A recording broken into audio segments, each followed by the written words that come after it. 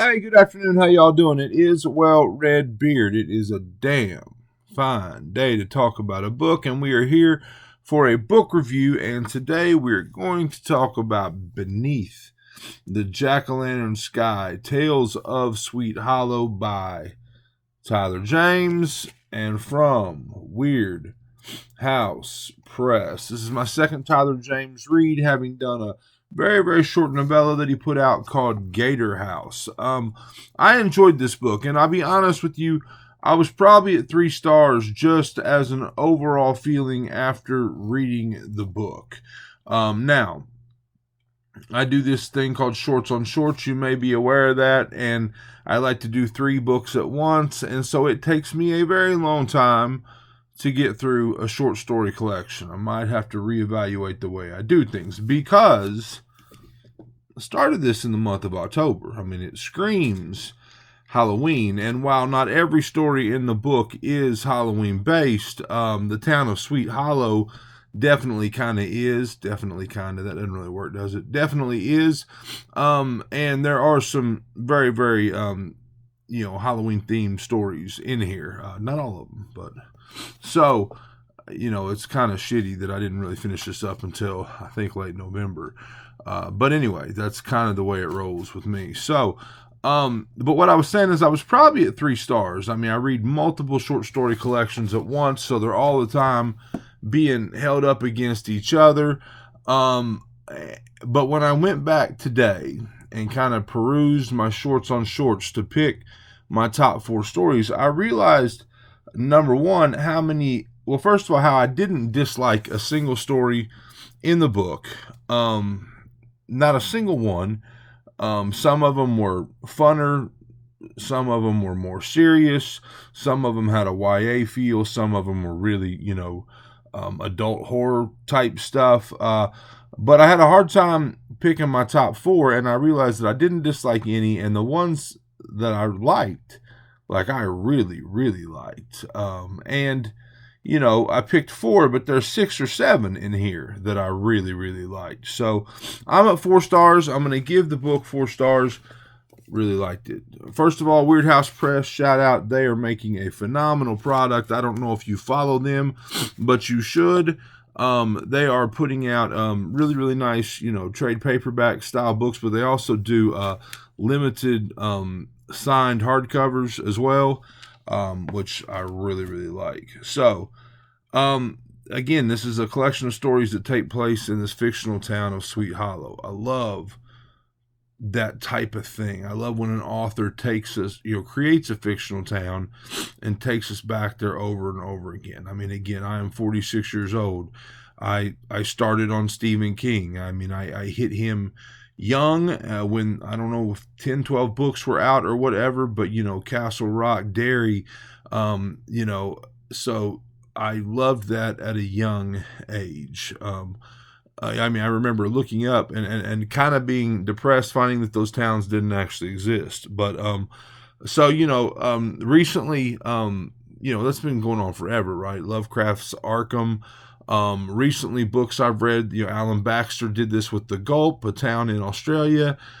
Cameron Chaney did this also with another Halloween themed book with his town of Autumn Crow. So I love when books do that. Anyway, so just a wide array of themes here. Death, and there's some like mosquito horror. I didn't mean to say mosquito horror. I meant to say insect horror. But there's like religious horror in here. There's ghost stories. I mean, a lot of haunted house stuff. A lot of ghost stuff. There's what else is there? Oh shit, what is this? I'm trying to think of how to put this one. Just really cool horrific twist on standard Halloween traditions, things like that. I really enjoyed it. So let's get into my top 4 stories and we'll get out of here. First of all, I've done shorts on shorts for every story in the book. Check those out if you want more details on some of the individual stories. And at the end of this, we'll pull it all together in a playlist and have Tyler James, Beneath the Jack-o'-lantern Sky. I'll probably call it Tales of Sweet Hollow playlist. But anyway, Tales of Sweet Hollow playlist. So, my fourth story in the book is kind of a title track. There's a couple stories in here that are kind of a title track, I think. One of them's like In the Town of Sweet Hollow, and one of them's Out Beneath the Jack-o'-lantern Sky. Anyway, my number 4 story is Out Beneath the Jack-o'-lantern Sky. It tells the story of two brothers, and they're riding in a truck together. And the one driving, man, it feels like he's got a mission. He's on this mission. They're drinking, but he's just sipping, barely, and the other guy is, drinking. And we find out that his brother had violently taken advantage of a girl, and it's a girl that the one driving likes, and he's basically taken him out to give his love the ultimate Halloween gift of vengeance. And it is a really cool story, and this is the one that really puts a horrific twist on a Halloween tradition, and I crazy dug that story. So my number 3 story in the book is Night of the Child, and it is a story that is dedicated to Ray Bradbury, and it's a story that takes a very standard very standard horror trope, which is the haunted house, and then kind of turns it on its head and turns it into this very standard science fiction trope, which I found really cool. I did not know. I don't think I knew at the beginning. Maybe I did know at the beginning it was dedicated to Ray Bradbury. But then when it kind of turned to this science fiction-y story, I found that kind of cool and kind of perfect. Now, there's some really, really beautiful quotes in this story, and it talks a lot about we don't find out it's dedicated to Ray to the very end, but there's a lot of cool quotes about like what we can learn from children, and what we can learn.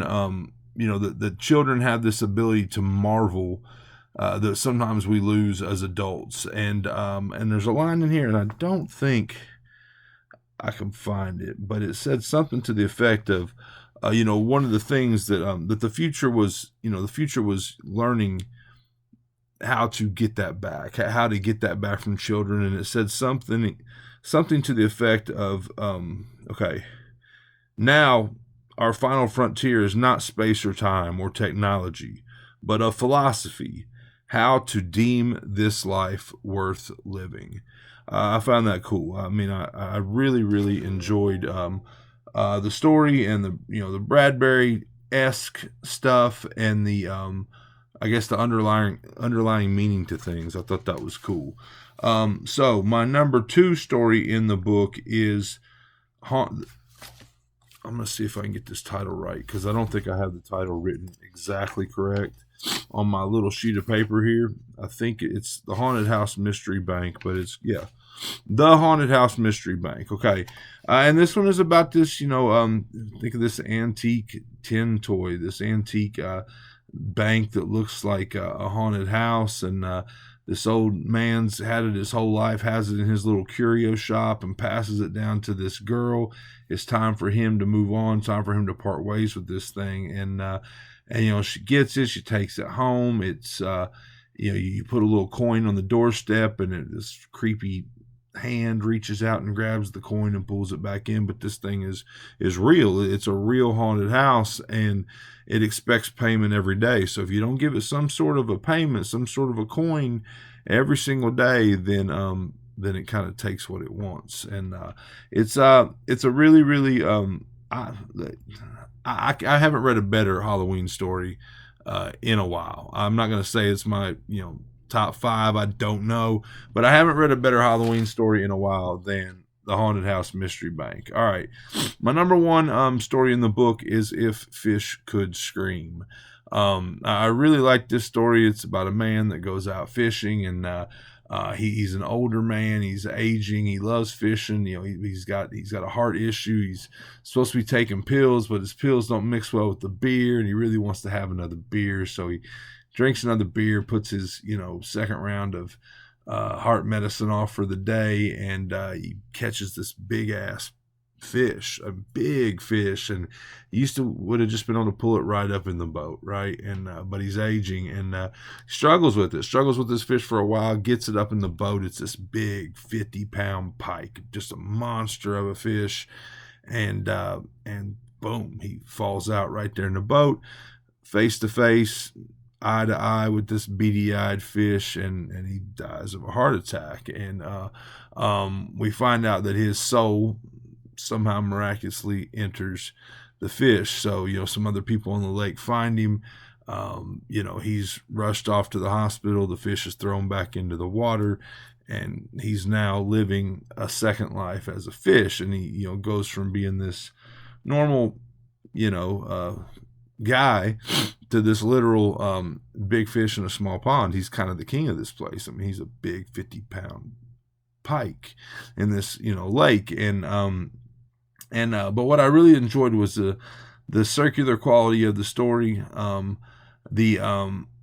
There's this bit about what we do to feel close to our loved ones, the things we'll do to feel close to maybe people that we've lost, and in that is some very pretty stuff, but some also supremely horrific stuff. And I don't know, I just really dug the story. It's called If Fish Could Scream.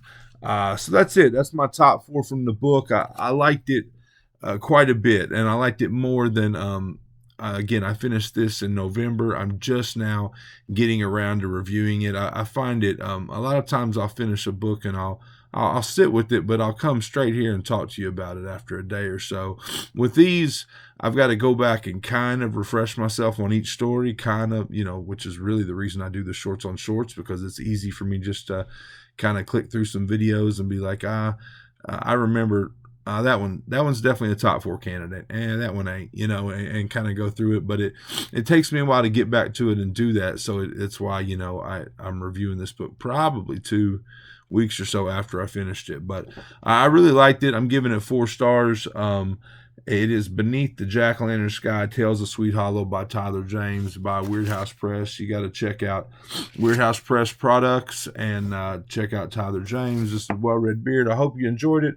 I hope you're enjoying all your books, all of them, as much as I am. If not, you're reading the wrong damn books.